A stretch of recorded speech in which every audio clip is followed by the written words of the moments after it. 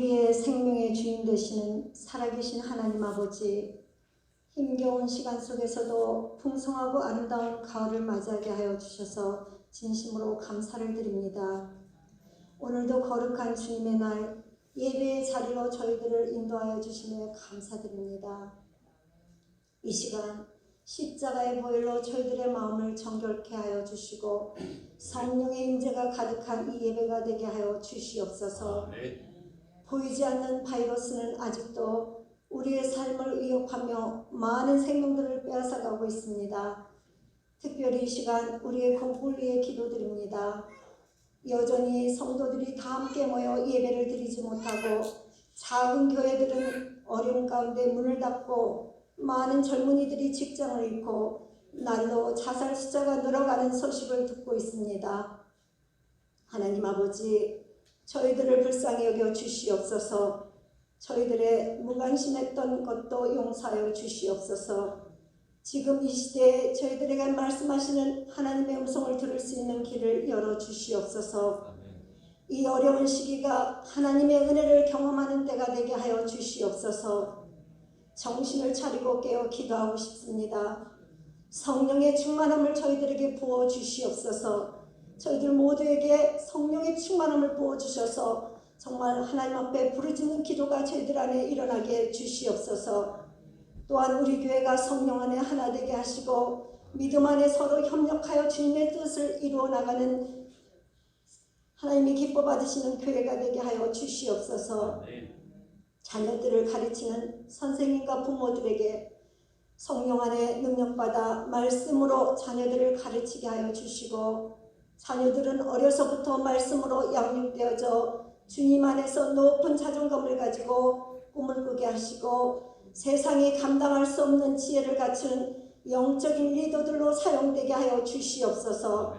이 시간 하나님의 말씀을 태어나실 이 목사님께 성령 충만하게 하여 주시고 권세와 능력의 말씀이 선포되게 하여 주시옵소서. 예수님의 거룩하신 이름으로 감사하며 기도드렸습니다. 아멘.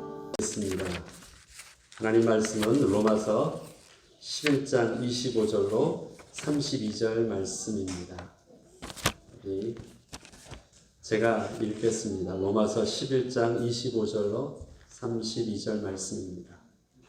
형제들아, 너희가 스스로 지혜 있다 하면서 이 신비를 너희가 모르기를 내가 원하지 아니하노니 이 신비는 이방인의 충만한 수가 들어오기까지 이스라엘의 더러는 우둔하게 된 것이다. 그리하여 온 이스라엘이 구원을 받으리라. 기록된 바 구원자가 시온에서 오사 야곱에게서 경건하지 않은 것을 돌이키시겠고 내가 그들의 죄를 없이 할 때에 그들에게 이루어질 내 언약이 이것이라 함과 같으니라. 복음으로 하면 그들이 너희로 말미암아 원수된 자요 택하심으로 하면 조상들로 말미암아 사랑을 입은 자라. 하나님의 은사와 부르심에는 후회하심이 없느니라. 너희가 전에는 하나님께 순종하지 아니하더니 이스라엘이 순종하지 아니함으로 이제 긍휼을 입었는지라. 이와 같이 이 사람들이 순종하지 아니하니 이는 너희에게 베푸시는 긍휼로 이제 그들도 긍휼을 얻게 하려 하십니다. 하나님이 모든 사람을 순종하지 아니하는 가운데 가두어 두심은 모든 사람에게 긍휼을 베풀려 하심이로다. 아멘.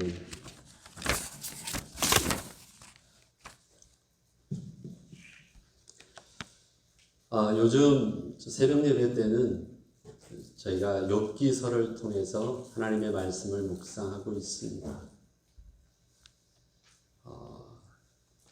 원인 없이 고통당하는 것처럼 보이는 욥과 거기는 분명히 원인이 있다고 하나님의 지혜라 말하면서 또 권면하는 친구들, 그 둘 사이에서 서로 하나가 되지 못하고 하나로 서로 이해할 수 없는 그 갈등을 통해서 서로 고통당하는 모습을 바라봅니다.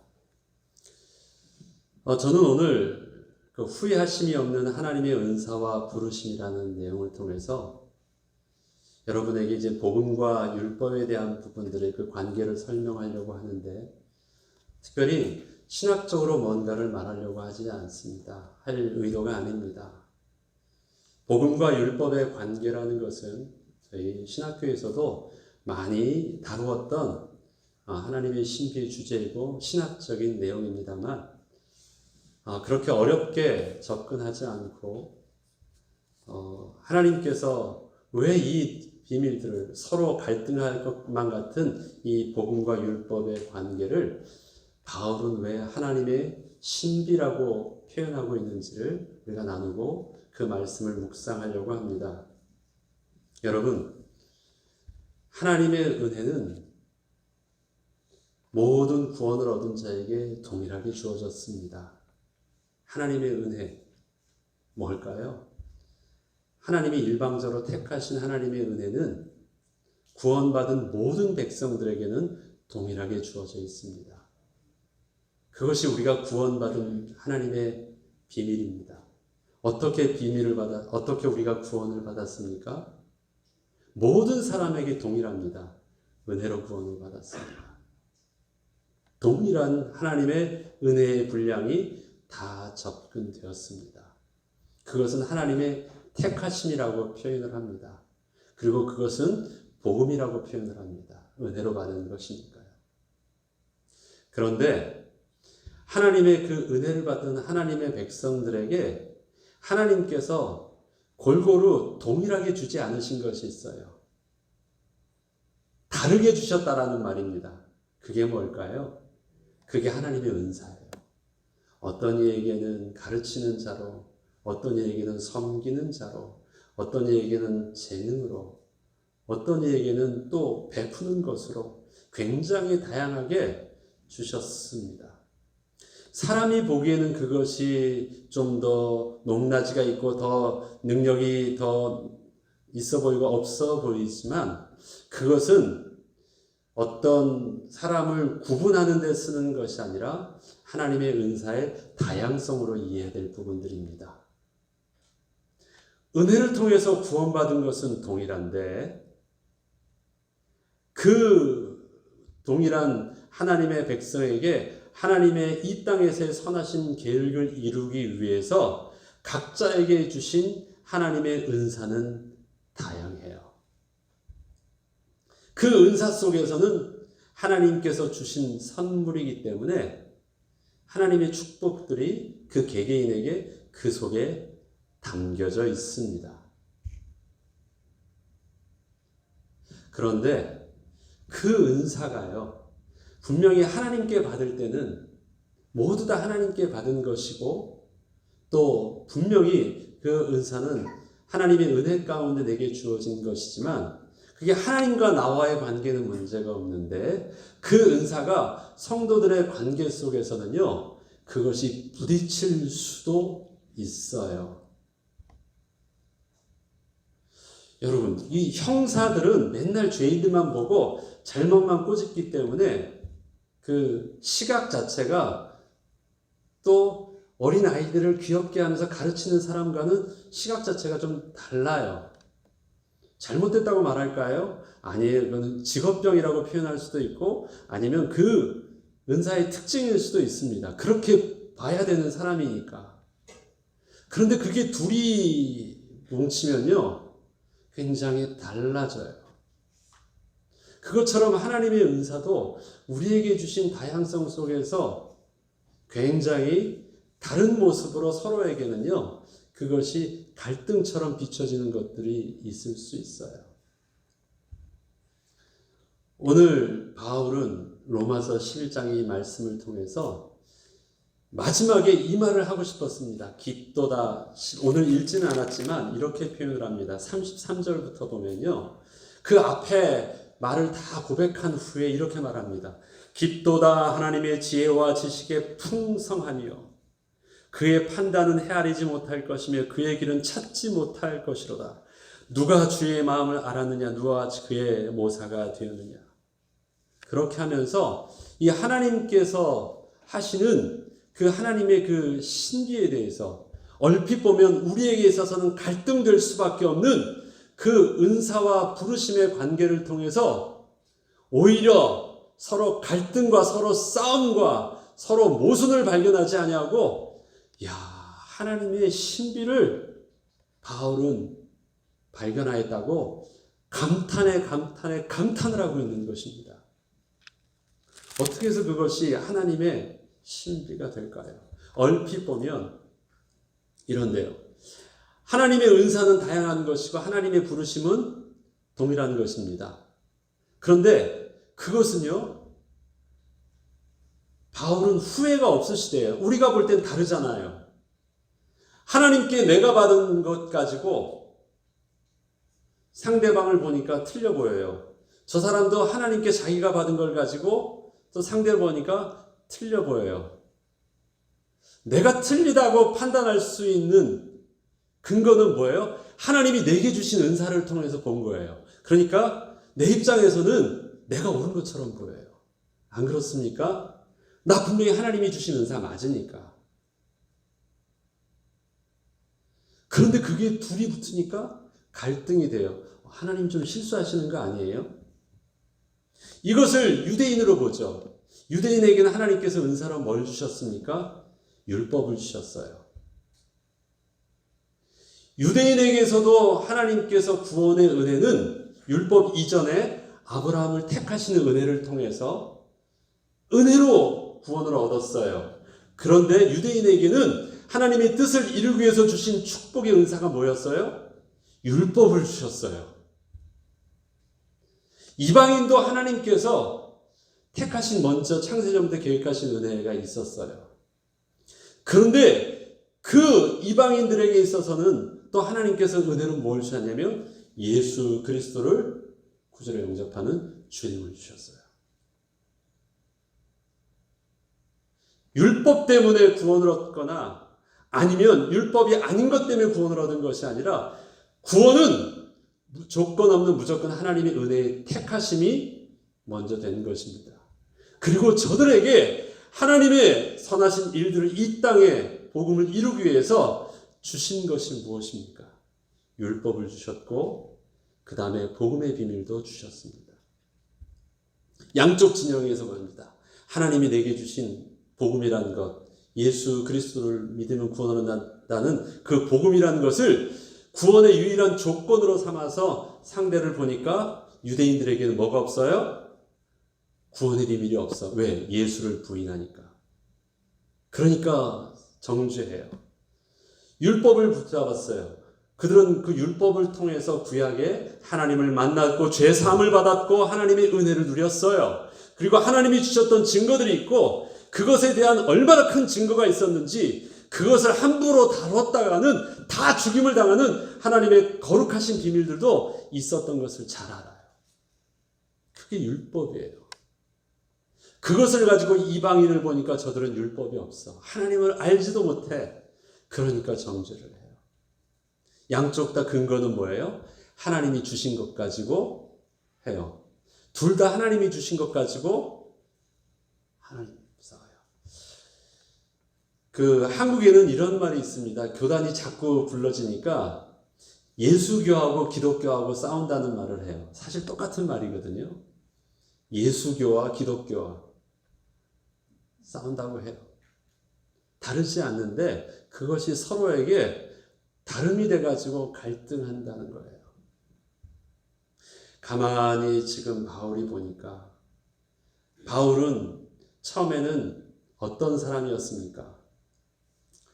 바울은 하나님을 너무너무 사랑하고 열심히 특심해서 그 율법을 하나님의 사랑 가운데 꽉 붙잡고 잘 지키기 위해서 율법에 거스리는 자들을 앞장서서 색출하고 죽이는 역할까지 하는 자가 바로 바울이었습니다. 열심으로 하면 특심한 자였습니다. 그러나 하나님을 사랑하는 열심으로 그리스도인들을 죽이려 할 때, 왜 그리스도인을 죽일 수밖에 없었을까요? 율법의 기준으로 예수는 율법을 범한 죄인이었기 때문에 그렇습니다. 왜요? 안식일날 일을 하면 죽임을 당하는 가장 무서운 것, 다른 유대인의 율법 중에서 안식일을 범한다라는 것이 가장 큰 죄였는데 예수님께서는 안식일날 일을 하였고 안식일날 병자를 고쳐주셨습니다. 그것은 율법에서도 범한 가장 큰 죄요. 죄인임을 확실하게 증거하는 일이었습니다. 그런데 그렇게 해서 죄인이라고 해서 정죄돼서 십자가에 박혀 죽게 한 그 예수를 이방인들은 그 예수를 구주로 영접한 믿음으로 하나님이 백성이 되었다고 하니 그들 또한 무엇이 될 수 있어요? 바로 죄인이었고 하나님께 도전하는 악인들이었기 때문에 바울은 그것을 참을 수 없고 그 그리스도인들을 색출하고 다 죽일 수밖에 없었던 것입니다. 너무너무 반대가 돼 있어요. 복음과 율법이 이렇게 하나 될 수 없는 완전히 서로의 대척점에 있습니다. 그런데 바울은 이러한 모습을 하나님의 은사와 부르심, 하나님의 주신 개개인에게 주셨던 특별함과 그 다음에 하나님의 은혜의 택하심에서는 서로 다르지 않다라고 말하면서 그 비밀을 이렇게 표현하고 있습니다. 이방인의 충만한 수가 들어오기까지 이스라엘의 덜어는 무둔하게 되었다라고 표현을 합니다. 이 말은 뭡니까? 이스라엘의 덜어는 무둔하게 된 것, 하나님께서 은혜로 주셨던 그 율법을 온전히 은혜로 해석할 수 없는 그 우둔함이 어떻게 만들었습니까?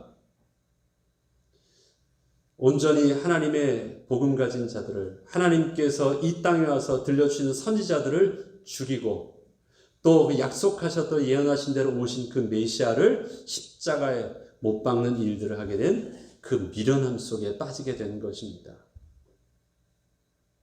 그런데 그러한 미련함 속에서 저들이 이방인을 보면서 한 가지 모순이 생겼어요. 어떻게 율법을 붙잡지도 않았는데, 어떻게 그 율법대로 온전히 순종한 것도 없는데 어떻게 해서 저들에게 하나님의 은혜가 임했을까? 그것은 이해할 수 없는 이방인, 그 유대인들의 의문이었습니다. 율법의 조건으로 보면 이방인들 속에서는 하나님의 은혜가 임할 수 있는 비밀이 하나도 없어요. 그런데 저들 속에 하나님의 은혜가 임하는 걸 보여요. 율법의 조건으로 보면 우리가 너무너무 옳았어요. 그런데 어떻게 우리에게 있어서는 그 옳음으로 한 행동들이 어떻게 하나님께 정죄를 받는 일들이 됐을까? 그것이 바로 유대인들에게는 풀 수 없는 모순점이었어요. 그런데 그것을 이렇게 표현합니다. 이방인의 숫자가 충만할 때까지. 무엇입니까? 하나님의 은혜의 복음의 비밀들은 유대인에게만 있는 것이 아니라 모든 하나님의 예비된 택하심의 백성들은 유대인과 이방인을 다 구분하지 아니한 택하심 속에 있습니다. 그런데 좀 특이한 표현을 써요. 이방인에게는 충만한 수라고 하고요. 그 다음에 온 이스라엘을 구원하시기 위해서 덜어는 미련하게 하셨다. 온 이스라엘은 하나님 택하신 하나님의 온 백성을 표현하고 있고요. 이방인에 대해서는 그 속에서 택하신 하나님의 충만한 숫자를 표현하고 있습니다. 그런데 온 이스라엘을 구원하기 위해서 온 이스라엘 속에서 덜어는 우둔하게 된 자들이 있대요. 그 우둔함을 통해서 무엇이요? 하나님 주신 은사를 온전히 은혜로 사용하지 못함으로 말미암아 자기들이 생명처럼 붙잡았던 그 율법이 오히려 어떻게 만들었습니까? 자기 자신들을 정죄하도록 만든 거예요. 그래서 더 이상 내가 믿던 그 오름의 율법이 더 이상 하나님께 나아가는 그 구원의 진리로서 영향력을 발휘하지 못하게 하는 것입니다. 이스라엘 백성들에게는 은혜라는 단어가 없습니다. 은혜라는 개념을 이해할 수가 없어요. 왜 그렇습니까? 저들에게 구원의 비밀은 율법을 따라 온전히 순종하는 조건이었기 때문에 은혜라는 개념은 이해할 수 없는 개념이에요. 이스라엘 백성의 신앙 속에서 값없이 조건 없이 주어지는 하나님의 축복이라는 것은 율법 자체가 무시되는 개념이기 때문에 그들에게 있어서는요 없는 개념입니다. 은혜라는 개념은. 그런데 저들 속에 하나님의 구원의 비밀은 뭐예요? 오직 하나님의 택하심의 은혜거든요. 어떻게 율법을 생명처럼 붙잡고 있는 저들에게 하나님의 은혜라는 것이 저들에게 들어올 수 있을까요? 그게 이방인을 통해서 저들에게 은혜를 줍니다. 내가 붙잡았던 율법을 통해서는 답이 없는데 내가 정죄했던 저 이방인들을 통해서 복음이 있다면 조건이 아닌 다른 것이 무엇이 있구나 그것을 알게 해요. 조건이 아닌 다른 무엇은 무엇이겠습니까? 그것이 바로 하나님의 일방적인 택하심입니다. 하나님의 일방적인 사랑하심입니다. 그것을 깨닫게 해요. 율법의 전적인 무능력함과 전적인 부정함이 무엇을 알게 하냐면 하나님의 은혜를 깨닫게 해요. 그렇게 하기 위해서 하나님께서 하나님의 교회를 이루실 때 하나님의 옳다고 하는 한 백성만을 통해서 하나님의 교회를 이루지 아니하고 하나님 크게 보면 이방인과 유대인의 모습을 통해서 그것은 또 다른 표현을 하면 복음과 율법을 통해서 또 그것은 또 다른 표현으로 하면 하나님의 은사와 하나님의 부르심을 통해서 정반대되는 개념을 통해서 양쪽 다 무엇을 말하게 합니까? 상대 진영을 통해서 정죄하게 해요. 그런데 그 정죄는 틀린 말이 아니에요. 나는 내 모습을 볼 수 없지만 저들은 내 모습을 볼 수 있는 모습이에요. 그래서 양쪽 다 못할 수 없도록요. 자기가 가지고 있는 그 옳음을 가지고는 하나님께 나아갈 수 없는 것을 철저하게 깨닫게 돼요. 그래서 양쪽 다 못할 때 그들이 이것이 한쪽을 죽이는 갈등의 요소가 아니라 이것을 통해서 하나님의 은혜가 필요하다는 것을 깨닫게 되면 그것이 온전한 우리를 구원 얻게 하는 복음이 돼요. 지난날 바울은 유대인의 모습, 율법의 대척점에서 볼 때 저 그리스도인들은 이방인들은 또 예수 그리스도를 통해서 개종한 그리스도인들은 교회에서는 있어서는 안 될 사람으로 생각을 했어요. 그래서 제거해야 될 대상인 줄 알았어요. 그런데 그가 하나님의 신비인 이 은사와 부르심의 후회 없는 하나님의 이 생명의 복음의 비밀들을 그가 알게 되었을 때는 이거는 한쪽이 없어져서 되는 일이 아니구나. 양쪽이 함께 있을 때 무엇이 크게 드러납니까? 너도 아니고 나도 아니고 오직 하나님의 은혜만 드러나는 이 복음이라는 것을 알게 돼요. 그래서 만약에 교회에 유대인만 있고 이방인은 없다면, 이방인만 있고 유대인이 없다면 교회가 될 수 있을까요? 없대요.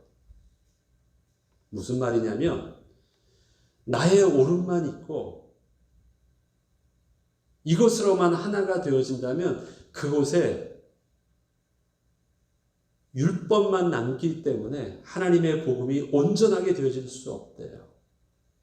전에는 갈등하는 것이 문제인 줄 알았는데 지금은 보니까 바울이 끝까지 늘 그의 사역의 모든 순간들이 죽을 때까지 바울은요 어디에 이렇게 제대로 속하지 못하고 늘 핍박받던 자였습니다. 유대인들에게도 그랬고요. 또 유대인에서 개종한 초대교회 유대인 성도들, 초대교회 그리스도인들에게서도 바울은 늘 이방인 취급받았습니다.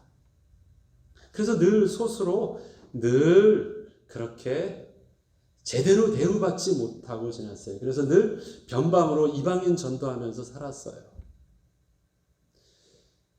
늘 자기의 사도성을 의심받았고, 그 다음에 자기의 가지고 있는 또 영적인 지도자의 권리 속에서 지도자의 권위를 무시받았고, 늘 그래서 힘들어하는 모습이었지만, 그것 때문에 바울을 따라다니던 또 함께했던 바울의 동역자들과 이방인 속에서 개종했던 사람들은 그것이 불만되어져 가지고 오히려 또 바울을 온전히 존중해주지 못하는 초대교회를 향하여 또 그들의 성도들을 향하여 불만을 표류하고 갈등하려고 하고 무시하려고 하였지만 또 싸우려고 했지만 바울은 그때마다 한 말이 바로 이것입니다. 얼핏 보면 내가 옳은 것 같아서 저들이 마땅히 틀렸다고 정죄받아 마땅할 것처럼 보이지만 하나님의 은사는 초대교회 성도들에게 있어서나 이방인들에게 있어서 이방인들 속에서 개종한 그리스도인에게서나 그 다름 속에서 하나님께서 주신 그 은혜가 있다라는 것입니다. 왜요?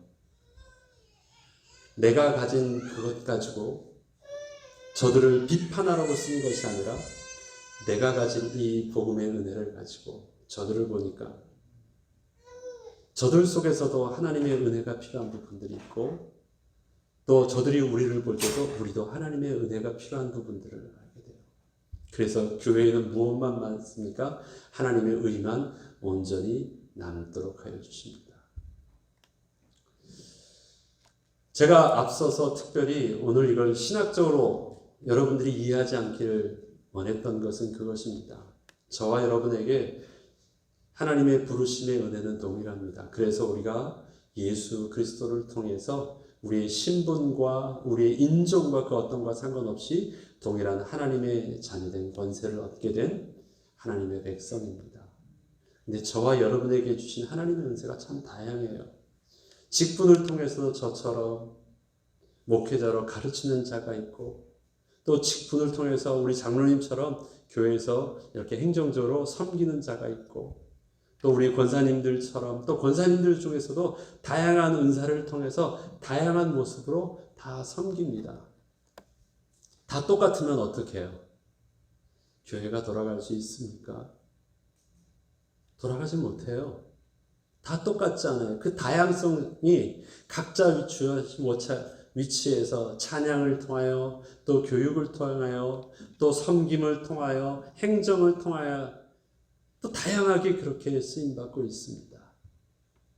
각자 은사의 눈을 가지고 여러분들이 그것에 집중해서 보면 여러분들 눈에만 각자의 눈에만 비춰지는 여러분의 볼 때 부족한 점들이 개개인이 다 보여요. 제가 보면 성경을 좀 덜 보는 것 같고 어떤 분이 보시면 교회에 또 보니까 교회에서 뭔가 질서 없이 움직이는 것 같고 규모 없이 움직이는 것 같고 뭐 다 나름대로의 그 은사의 눈을 가지고 그 은사의 눈은 크게 확대해서 볼 수 있는 특별한 영적인 축복입니다. 그것을 보면요 뭔가 다 내 마음에 안 들어요. 다 내 마음에. 그런데 은사를요 하나님의 신비요 구원의 비밀로 사용하려면 어떻게 해야 됩니까? 하나님의 구원의 비밀들은 잘못 사용하면 모든 사람들을 죽이는 정죄하는 데 사용되어집니다. 나는 또 정죄하는 데서도요 나는 분명히 하나님이 주신 은사가 맞다라는 분명한 확신이 있기 때문에요 전혀 추호도 의심 없이 당당하게 틀렸음을 마땅하게 지적해 줍니다. 그리고 마음에 뭐도 없어요? 양심이나 가책도 미안함은커녕 오히려 뭐만 남습니까? 하나님의 의로움 속에서 그 일들을 하게 됩니다. 하나님의 은사가 많으시니까. 하나님이 내게 주는 가르쳐주는 은사가 맞으니까 내게 주신 성경을 통해서 하나님 깨닫게 주신 것도 맞으니까 이것을 가지고 막 얘기할 수도 있습니다. 그런데 우리들이 하나님의 이 은혜의 복음의 비밀을 모르고 우리들이 이 은사를 사용하면 그 은사는 복음의 통제함을 받지 못하면 은사는 사람을 살리는 데 쓰이지 못하고 어떻게 해요? 교회를 분열시키고 그 다음에 생명을 죽이는데 그것이 악하게 쓰임 받을 수도 있습니다. 어떻게 하나님이 주신 걸 가지고 난 그럴 의도도 없는데 하나님을 오히려 대적하냐고요? 유대인들이 그래서 예수를 죽였잖아요. 하나님을 사모하는 뜨거운 열심으로 죽인 것입니다. 전혀 양심의 두려움도 없이 예수의 피를 어디에요? 우리 자손들에게 다 돌리래요. 왜? 우리 마땅한 것이니까. 그것은 저주가 아니라 그 마땅함이 우리 자손들에게 뭘로 갈 것이 확신하니까, 하나님을 향한 열심으로 복받을 것이 확신하니까 괜찮다, 우리에게 다 돌리라는 거예요. 그러나 하나님의 은혜를 예수 그리스도를 통해서 이미 창세전부터 부르시고 계속해서 맺으셨던 하나님의 사랑의 모습을 깨닫고 나서 저들은 그들이 큰 죄를 지었음을 깨닫게 되었습니다. 예수 그리스도의 복음의 은혜를 깨달았을 때 그들에게 은사로 주셨다라고 하는 그 율법의 열심들을 하나님 앞에서 내려놓고 어떻게 하면 우리가 하나님 앞에서 회개함을, 용서함을 얻을 수 있습니까? 어떻게 하면 우리가 다시 하나님께 구원을 얻을 수 있습니까? 하고 요청할 수 있게 됐던 것입니다. 저와 여러분에게 하나님께서 주신 은사들이 있습니다. 근데 그 은사들을 통해서 다른 사람들을 비판하거나 정죄하는 데 사용하지 못하고, 저들을 통해서 내가 보지 못하는 연약함을 보는 비밀로 사용되어져야 합니다. 너 그것도 못해가 아니라, 그 부분들은 하나님이 나는 온전하게 알 수 있었지만 저들에게는 그것이 연약한 부분이구나. 그럼에도 불구하고 하나님의 은혜로 주셨던 부분이 있구나. 그럼 난 어떻게 할 줄 알아야 돼요? 그 은혜를 통해서 정죄하는 것이 아니라 그 은혜를 통해서 받쳐줘야 되는 것입니다. 생명의 비밀을 안다면 여러분들이 내가 이걸 정죄하는 데 사용되어지는 것인지 도와주는 데 사용되어지는지 여러분은 알 것입니다. 조심해서 어떻게 사용되어져야 되는지, 내게 주신 은사가 살리는 대로 사용되어질 수 있도록, 내게 주신 은사가 나를 더 의롭게 하고 저들은 틀렸다라고 정죄되는 데 사용되지 않도록 하나님 앞에서 겸손하게 성령의 인도를 받아야 됩니다. 그러면 그것이 무엇이 됩니까?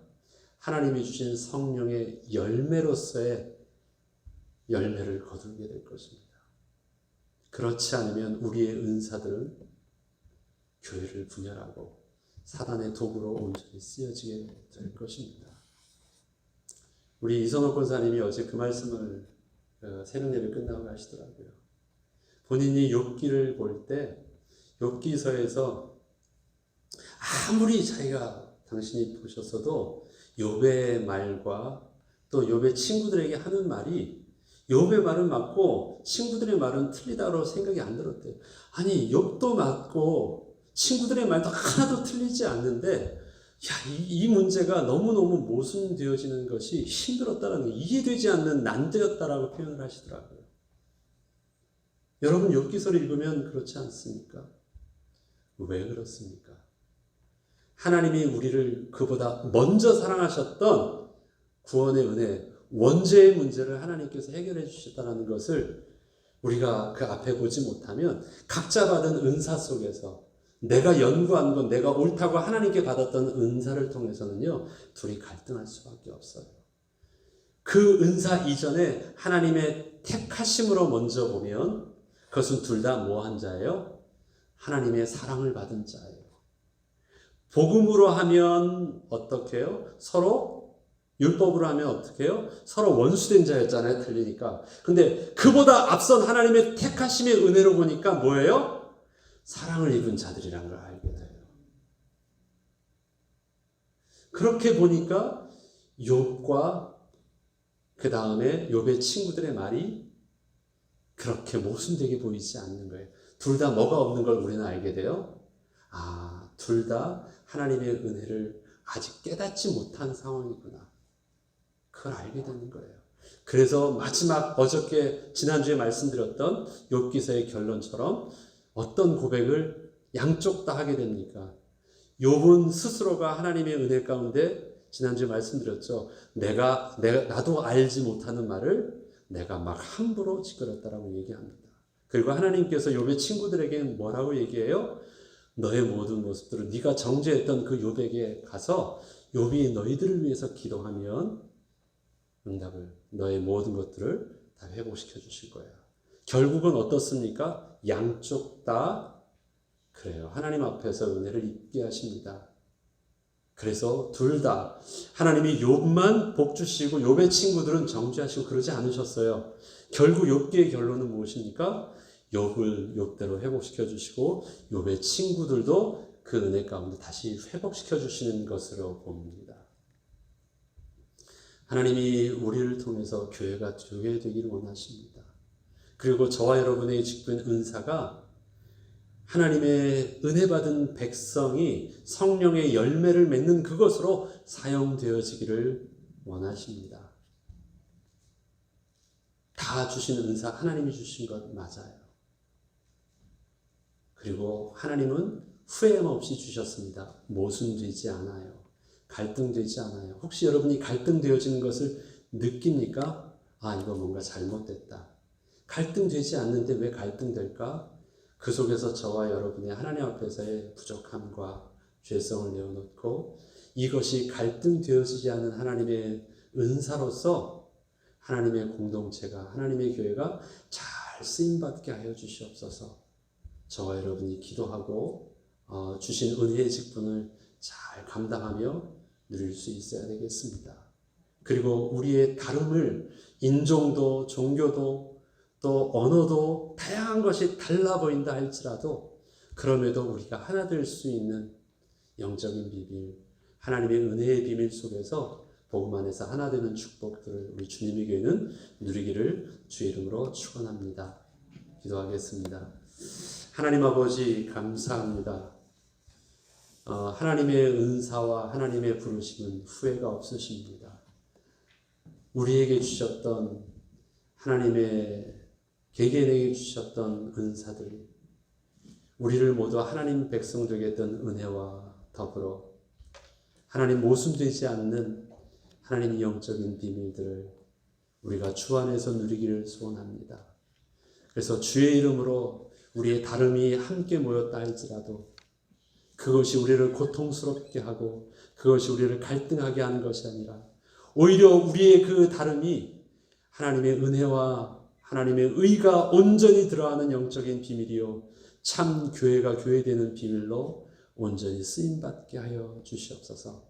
그래서 우리 모두에게 하나님이 주신 은혜로 말미암아 성령의 열매를 맺게 하시고 주님께서 부르신 주님의 교회를 통해서 주님이 오시는 그날까지 멋지게 주님께 예배하는 거룩한 예배자의 모임이요 주님의 사명을 끝까지 잘 감당하는 전도자의 모임으로 온전히 인도함 받게 하여 주옵소서. 한 주간도 주의 은혜 가운데 우리가 쓰임받기를 원합니다. 나의 오름이 아니라 성령의 인도하심을 따라 하나님께서 마땅히 옳다고 하는 그 일들이 우리의 기쁨이 되게 하시고 우리의 오름 속에 인도함 받게 하여 주옵소서. 감사드리며 우리 주 예수 그리스도 이름으로 기도합니다. 아멘.